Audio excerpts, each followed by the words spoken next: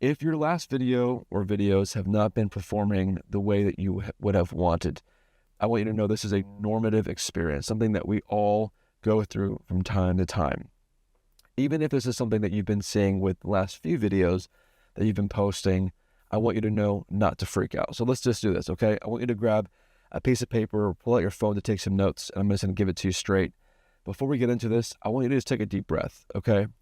I'm sure there's a high likelihood that you immediately went to Google or on YouTube and typed in, why is my video not getting any views? And that was probably done in a sense of anxiety, okay?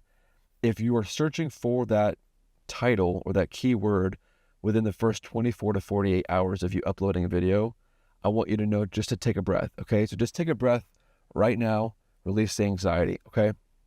If you're a new channel, getting views can be challenging. It can be an anxious journey because you're pouring so much of yourself and your skills into a video, trying to get someone to just click and watch and appreciate what you have done. Okay, I've been there, all right? I have a second YouTube channel fully monetized, but in my early days of YouTube, I would spend hours crafting together a video that I swore would resonate with an audience or even build an audience, and then it would just not click. So here are the things that I've learned that I want to impart to you. Again, I'm speaking to you just straight plainly, okay? The first thing I want you to do is, again, assuming you have a notepad or your phone open to take some notes here, I want you to ask yourself, how is my title? Genuinely, is there something that I can improve on my title? Was it overly clickbait? Did it offer a sense of purpose, or did it have real connection value to the content that I was providing? I want you to scrutinize and try to find something that you can improve with your title. Is it maybe adding an all caps word? Is it maybe spelling something funny just to cause that micro disruption when people are scrolling? Something I've seen a lot that's been actually kind of interesting is we see this trend on YouTube in the early 2010s to 20, maybe 16 or so, maybe even 17. We saw this hyper professionalism with really, really high quality edits, really high quality animations. And the trend on YouTube swung to providing just really upscale B-roll cuts, keeping videos really, really fast. I'm seeing now the opposite trend in that people are leaning into the raw, organic, kind of gritty content style. And the way that I've seen this happen with titles is people will actually title their video exactly like how they would talk. A great example of this is another content creator within my niche. He also does business tips, and some of his titles would be something like or maybe it would be something like, I did this thing on YT YouTube and I swear it works. Now, back in 2015, 2016, that title, right, it would be probably dwarfed by the ultimate guide to growing your YouTube channel in 2015, right? That would have gotten the clicks. But now we're seeing this other swing into more raw, organic. So I want you to ask yourself and be scrutinizing with your title. What can I improve with my title that really connects with my brand and my brand voice? If you don't know what your brand voice is, it's how you communicate verbally, it's how you communicate over text, and it's how you communicate via thumbnails or pictures or media. If all those things are synchronized, your brand will be truly authentic to yourself. So I want you to really, really ask yourself, what can I improve with my title for my next video? Second thing is, how would I improve my thumbnail? This is a work of art. Thumbnails, it really is such a process, right? And it really depends on your niche. It really depends on your brand. How are you going to stand out in your space, but still be authentic to your brand, and also offer value that also causes that micro disruption? If you're not familiar in the marketing world, generally speaking, it takes between 6 to 8 touches or impressions to get a conversion. Now, I'm speaking about that from a product or service-based mentality, meaning if I'm running an ad, I would have to essentially expect to touch or get my ad to be seen by somebody 6 to 8 times before they ultimately are clicked through and then now at the landing page or the page where they buy the product or check out the subscription service or whatever. I approach the same thing with YouTube. I want to cause a micro disruption. The best way to do that really is with your thumbnails. It's a work of art. If there's color psychology, there's UI involved. So I want you to ask yourself, how can I actually improve? Now, there's a lot of different information out there. I'll probably put a video out about it specifically on how to improve your thumbnail game. However, it's really important for you to allow yourself to grow. Maybe watch some tutorials on YouTube on how to improve your thumbnails, different applications. I'm a huge fan of Photoshop. Back in the old day, I used to use like it was like an alternate version of Canva. Nothing wrong with Canva at all. I think it was like an Adobe version of Canva. Really, really basic kind of drag and drop stuff. But I forced myself to learn Photoshop. And that's when I began to see a larger conversion or click-through rate with my thumbnails. Ask yourself, am I actually putting the time and effort into my thumbnails? And maybe you are. And this is not to just shame you at all, but you should always be looking to improve your next thumbnail, even if it's by 1%. How can I improve it?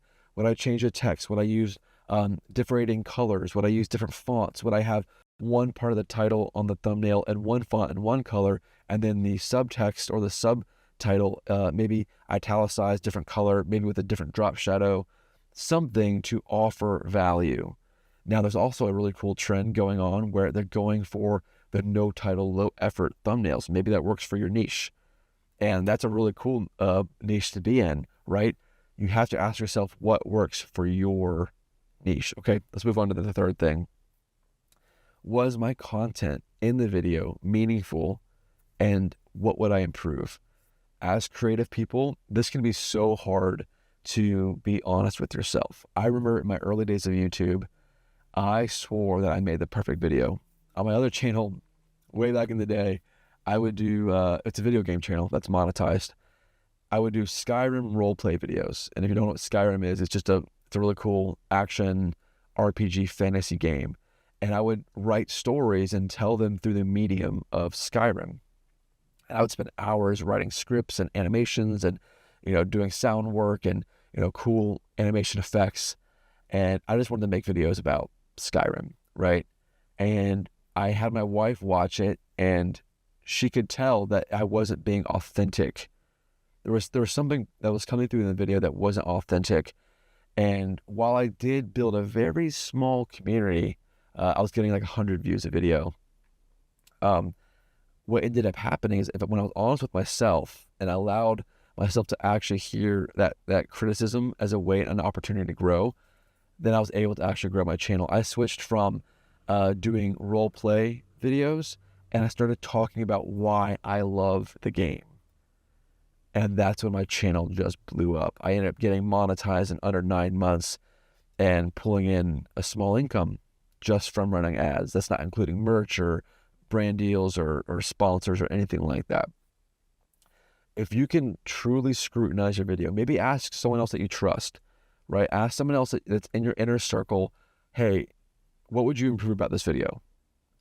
Maybe ask someone that's not familiar with the niche, and then ask somebody who is familiar with your niche to get a well-rounded perspective of how you would improve your video. If you can really hear it, and I know it's really hard to hear criticism, but if you can actually hear it and implement it for your next video, I think you could do super, super well. And that's what worked for me.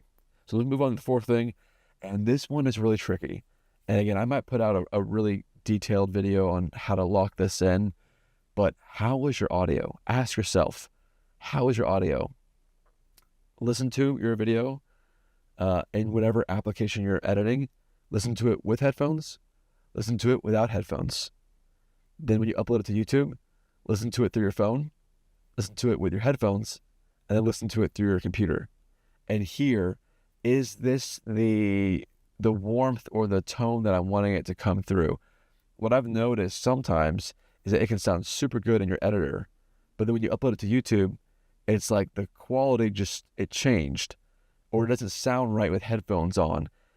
Ask yourself, can I tweak my audio so that it's enjoyable to hear in all formats? And that really does take time and refinement. Just a few practical tips here. If you're using Adobe Premiere, which again, this is just my bias, I think Adobe, and I'm not sponsored or affiliated whatsoever.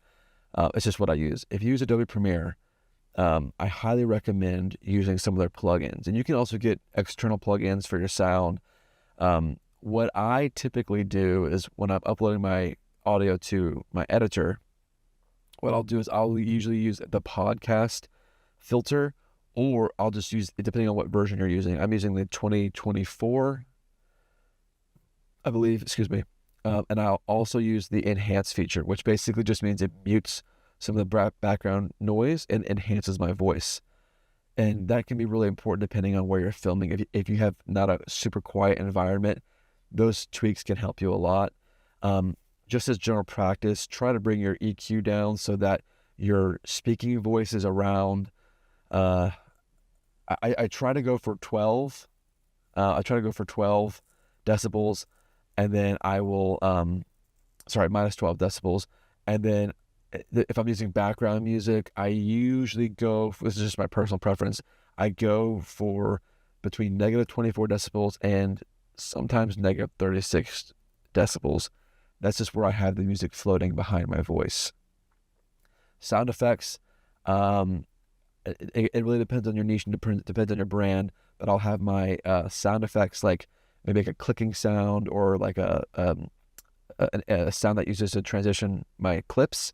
Like if I'm going from one clip to the next, or B-roll to headshot, I will usually have my sound effects around negative 18 to negative 22 decibels. Okay. Again, there's a lot of theory on what works best. Ultimately, the best way to do it is just check it with headphones, check it without headphones. Okay. Ask yourself, what would you improve about your audio? Was it good? And just for full transparency, you probably can't see it, but I'm actually, see if I can see that right there. I use a lapel. There's a lot of different ways you can do it. You can use boom mics. You can use, like those gaming mics for your desk. There's a ton of different ways you can do it. I like my lapel because it allows me to basically shoot anywhere I want to go. Okay. Let's move on to the last thing. And this is really important. And this touches into like marketing psychology. Before I get to the last one, don't forget to like and subscribe. It would really mean a lot to me. I'm currently doing a YouTube 75 hard challenge where I post every single day, raw, uncut, one-take videos where I give away all my marketing secrets for free, and there's absolutely no paywalls.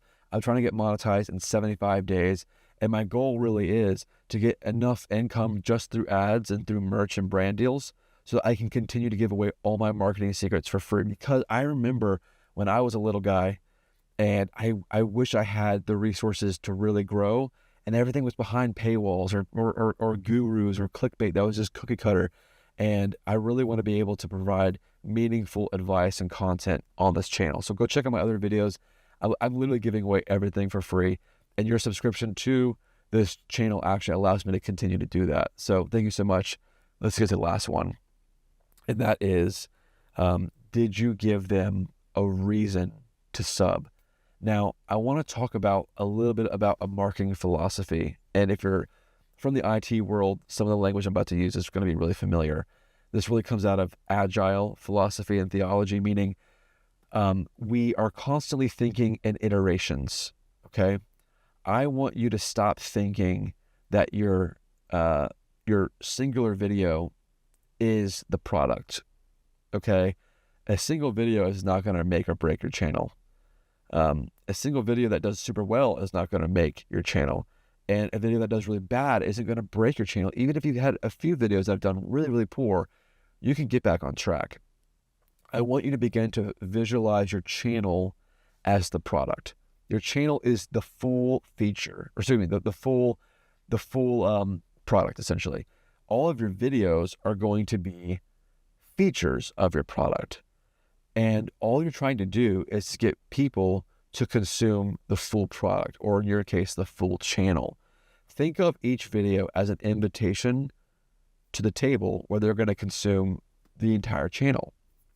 If you continue to think that one video or each video is the product, you're actually missing out on a really good opportunity to position yourself in a marketing perspective, okay? What I want you to do is I want you to think of the overarching theme or niche or vision that you're trying to communicate. Constantly be trying to communicate that through the overarching channel. What can be difficult is if you put out a video like top 10 video games that I love one week, and then the next week you're like, 5 books that I think every entrepreneur should read.